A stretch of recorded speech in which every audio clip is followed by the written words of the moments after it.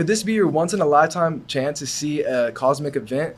This event is called a recurrent nova. And right now we're sitting with Dr. Kenneth Carrell, the planetarium director at Angelo State University, to talk about this. How's it going today, sir? Good. How have you been? Good. What star is making us sit down and talk today? So there's a star that's called T, which is not very creative, but sometimes in astronomy we don't have creative names for things. So this star is T Coronae Borealis. Sometimes it's called T Cor or TCRB. All right, where can you find this star at? So it's in the constellation of Corona Borealis, which is a pretty tough one to find. I've been telling people to find the Big Dipper, and the handle of the dipper is curved. And so that curve points you over to another bright star. It's a reddish color star called Arcturus. And then just above that line is a little small curve of fairly dim stars that's Corona Borealis. So it's the northern crown, just this little sort of C or U shape in the sky. Okay. So let's talk about T. What does it look like? Is it big? Is it small, red, or is it white? So that's a great question. And right now, actually, you can't see it. It's too faint for you to see normally with your own eyes. But in reality, it's a binary star. And so it's two stars that are orbiting each other, kind of like our Earth orbits our sun. But one of these stars is a red giant star. So a star that's finished its life as a normal star like our sun and has expanded really, really huge. The other star in the binary is a white dwarf. So it's a star that's already been a giant. It already lived like the sun, it became a giant, and then this is like the core of the star that's left over. And so these two things have been orbiting each other for a really long time. And so we can see changes in the light from that orbit as well. And we've been monitoring this binary star for quite a long time now. You said you really can't see it. So walk us what we currently see when we look in the night sky. Yep. So right now, what you'll need to do is go out and find the constellation of Corona Borealis. And that takes some practice because it is a fairly dim set of stars. The brightest star in that constellation is only about as bright as Polaris, the North Star. And the North Star, while a lot of people think it's the brightest star out at night, it's only in the top 50, so not particularly bright. And so you'll want to familiarize yourself with that group of stars, because what's going on now is that since this giant star is so big, the white dwarf is stealing some material from the outer parts of the star. And so it's slowly peeling away that outer layer that's falling on the core of this old star. And so the core itself is very hot and very dense. White dwarfs are about the size of the Earth. So very dense, very hot. And this gas that's it's stealing from its companion, eventually it's going to get enough of it and dense enough and high enough temperatures that it'll fuse all of that hydrogen, burn it all at once. And so this is kind of like a thermonuclear bomb in a sense. And sometimes when this happens with binary stars, it destroys both completely. Sometimes these white dwarfs can steal too much material. They cross this limit that they can't cross normally, and they explode, destroying both stars. And they get really, really bright, and that's one of the types of supernova events. Oh, okay. Would you say this is like some type of cosmic murder from a star to another star? Okay, so the supernova events, yes, but this one's not like that. This one's actually very special. So this binary star is not going to destroy itself. It's what's called a recurrent nova. And so there's only about a dozen of these known in the entire Milky Way right now. And so what happens with this one is that it steals that material just like a supernova does. But instead of the explosion being so big that it destroys them both, it just burns all that hydrogen.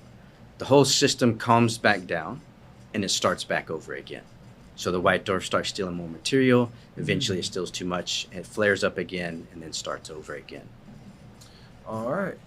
And so you said we cannot see this right now. So during this process, is this star just gonna, or not star, but the light, is it just gonna appear in the sky, or is it slowly gonna come into our night sky? It'll be instant. Okay. So you go out and look one night, it won't be there. The next night, it'll be about as bright as Polaris. So it'll be one of the top 50, for sure one of the top 100 probably one of the 50 brightest stars in the night sky when it happens, and it'll be overnight. Overnight. All right. And can anyone, let's say, on the stars align in the correct way, and you just happen to be sitting outside every night looking at the stars, is it possible just to look at it and just see it appear if you sit there long enough? Yeah, people are watching it continuously now. Oh, wow. There's a lot of anticipation.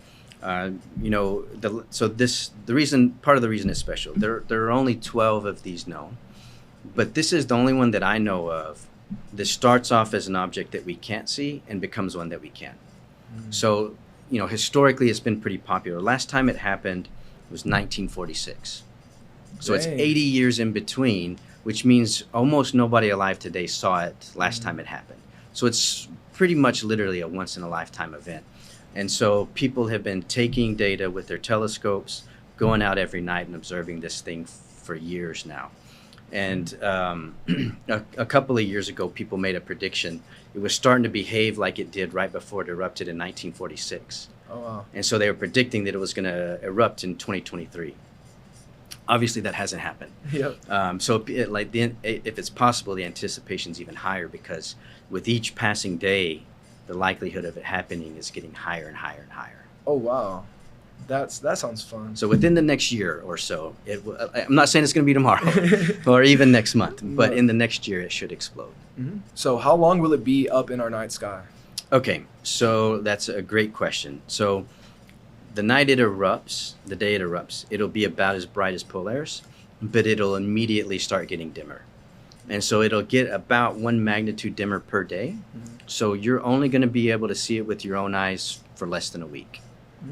Something like 5 days to a week, probably, it'll be visible.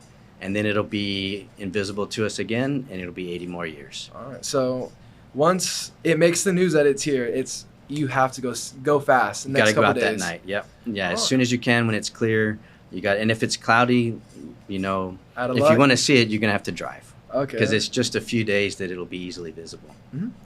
And for everyone in the Concho Valley in San Angelo, where would be the best place, would you say, to see this event? Yeah, so normally I send people to the south because that's where a lot of the good stuff in the sky is for us. But this one's actually in the north. So the best place to probably view this would be out around the state park. The skies out there are pretty dark. This is going to be, for now at least, in the next few months, it's going to be in sort of the northwest part of the sky. You know, in 6 more months it'll be, or a little less, it'll be over in the northeast side of town, but you want to be north of San Angelo so that the city lights are at your back when you're looking north to find this constellation. Okay. And you keep saying constellations. Do you know how many constellations there are?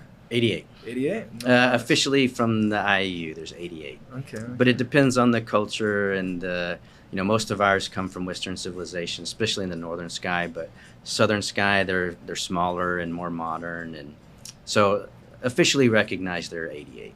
Do you have a favorite one? I asked that a lot. I probably should. I like Draco. Draco's a dragon. It's in the northern sky too. It's a really long I think it's second biggest constellation in the sky. So that one's pretty cool. I like that one. Nice. And for all our viewers watching, we've called it Corona Borealis this whole time, but it's also known as the Northern Crown, correct? Yes. Yep. Northern Crown. Is that just because that you have your scientific name and then just your general populace name? Yeah, I guess so. I mean, most of the constellations, especially if they have Latinized names, kind of like that, you know, like different than normal everyday words. So usually there's the official name and then a more common name. So like the Big Dipper is actually not a constellation.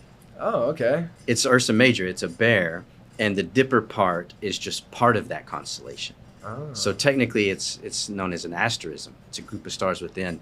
So, you know, we call it the Dipper even though it's not really the constellation. Cygnus is another easy one here in San Angelo to find. It's up high in the sky right now. It's a swan, and so most people just call it the swan. How rare is an event like this? Very rare. So we get explosions of stars a lot. We, with modern telescopes and surveys and things, we find all kinds of transient events, things where for some unknown reasons, a lot of times it just brightens. And so we have nova eruptions that happen sometimes.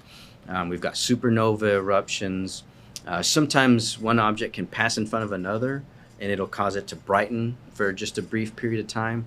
So we find lots and lots of transient events when we look in more detail. But this event specifically, like I said, it's only one of 12 known that are recurrent nova. And so the period on this one is pretty large. Some of the other, I don't know what the periods on the others are, but 80 years is a really long time. So in terms of a human lifetime, this is very rare. All right. And that's pretty much all I had for you for today. So I just want to thank you for coming and sitting down with us and talking about this possible new light in our sky that we're going to have. Yes, sir. Happy to be here. Yes, sir. So I just want to say thank you for everyone who's watching and tuned in, and we'll catch you next time. Thank you.